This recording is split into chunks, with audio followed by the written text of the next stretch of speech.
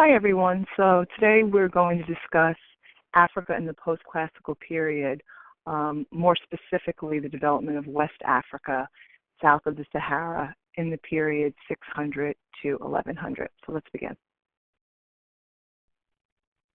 So let's start our discussion by talking about what we already know. So we know that for more than 1,000 years, the area below the Sahara had sporadic encounters with the Mediterranean basin.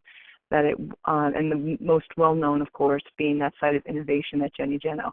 It wasn't until the domestication of the camel towards the end of the classical age that we start to see more regular interaction, and then especially by the 8th century, which would be the 700s, we see regular commercial, cultural exchange between Western Africa and the Mediterranean as part of that trans-Saharan trade network.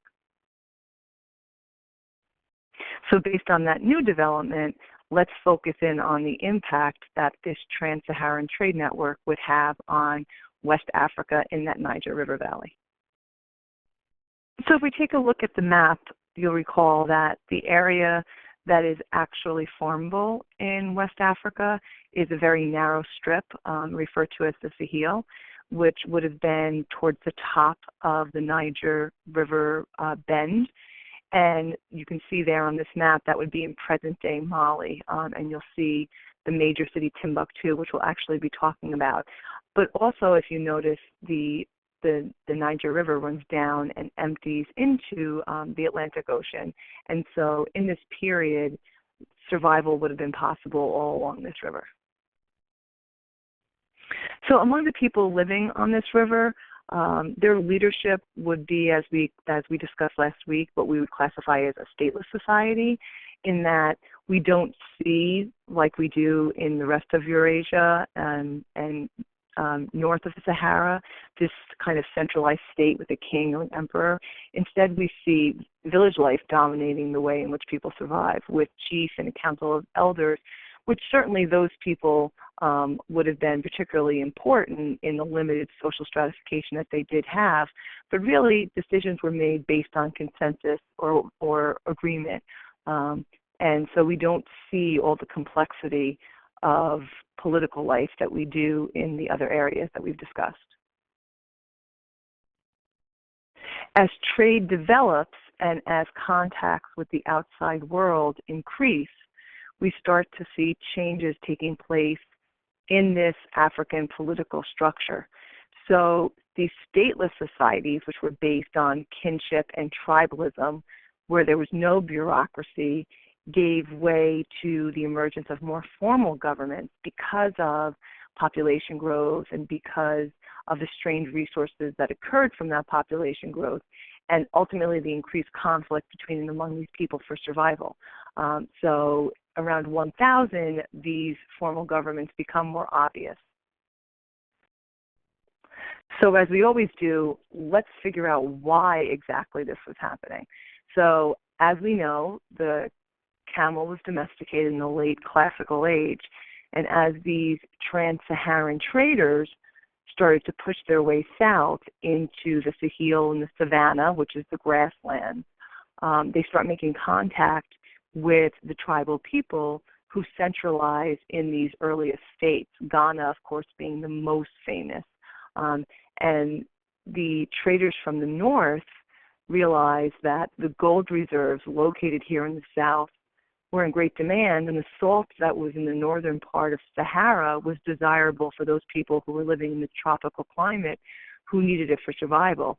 And so this great match was born, and these camel caravans really changed what was happening in this part of the world as people traveled back and forth, exchanging the gold for salt in the with the Mediterranean basin and West Africa. So let's look at a couple of images to help you visualize this. So here's a map that outlines some of the actual trade routes taking place that brought people from the cities in the north like Cairo and Tunis down into the cities in West Africa, like the most notable Timbuktu or Gao, which you can see just lying east of that. And so it will be those people, again, living in what had been Gennaro with that northern bend, that site of early civilization, that would be the center of contact for those people coming into West Africa. Timbuktu in particular was a welcome sight as these caravans came out of the desert. Of course, this is a more recent picture, so this is it's a photograph, so it's not from this time period. But this more recent picture really captures what these caravans would have looked like. We're not just talking about a few people in a cluster moving through the desert. We're talking about a parade of people with all kinds of camels and cargo making their way down through that desert to reach Timbuktu with their salt to exchange it for that gold, which would then be brought back up to the Mediterranean, and of course, which was so desirable to those civilizations there. So let's take a break now from this and watch a small video. It's very short, it's only just a couple of minutes, that talks about some of these early contacts that the tribal people in West Africa had with the northern people of the Mediterranean basin, who by this point were Muslim. It was the people of Ghana, this early state, that first really comes on the scene, as the video suggests, and has contact with these people from the north. They get started out, if you notice the dates here, remember the dates tell you the story. So if you look, their origins date back to the 4th century, where they were farmers. But by the 8th century, these rulers of Ghana are believed to be divine, which doesn't sound very different from the areas north of that, and they welcome these Muslim traders. But even though the Muslim traders came into the city to exchange, really the traditional policies of Ghana and the traditional beliefs continue to exist alongside the traditions of these new Muslim traders. It's what we call in history this trade diaspora. With the lack of transportation systems and speedy travel like we have in today's world, traders from far-off lands would live among these people that they trade with, and so the Muslim traders would make Ghana their home.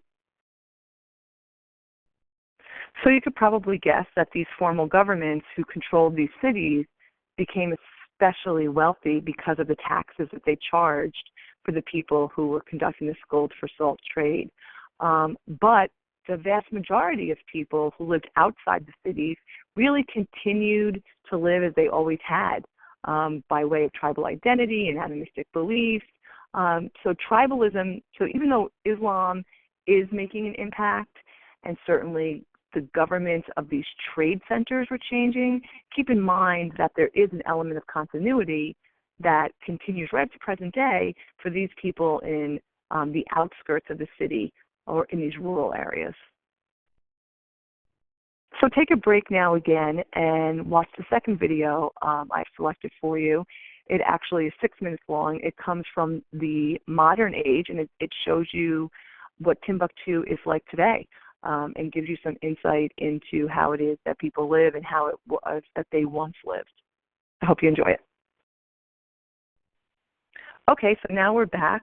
So let's, as we take note of the fact that these trade centers are changing and modeling really their political system, much like the groups that we talked about from the north, let's just make sure we're clear about what those tribal elements were that continually existed throughout this period in the outskirts of these cities. And this is important to understand because remember, even though some of the tribal features are being diluted within these city centers, keep in mind that they most definitely would have an impact on the people who are no longer actually living in the tribes themselves. And we'll talk about this in class when we come back together. It's really important understanding the next part of the process. So really quickly, certainly in terms of gender, there are gender roles and gender expectations, as we know, exist throughout history where men are given certain jobs and women are given others.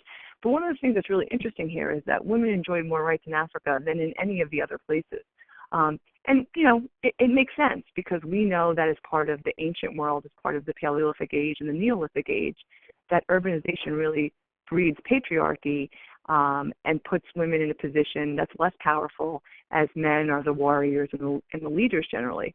because we don't see states in West Africa, women really held on to their rights for longer here. The other thing, of course, that is particularly important is your age.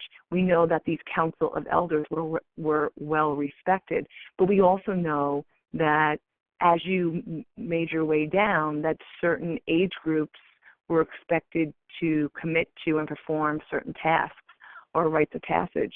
And so age, probably more than even your actual family, your nuclear family, was important in determining what you would do. Okay, so to wrap this up, and again, we will talk further about this in class together, but to wrap this up, so what does sub-Saharan West Africa look like in this post-classical age, 600 to 1200 in particular, and even by 1450?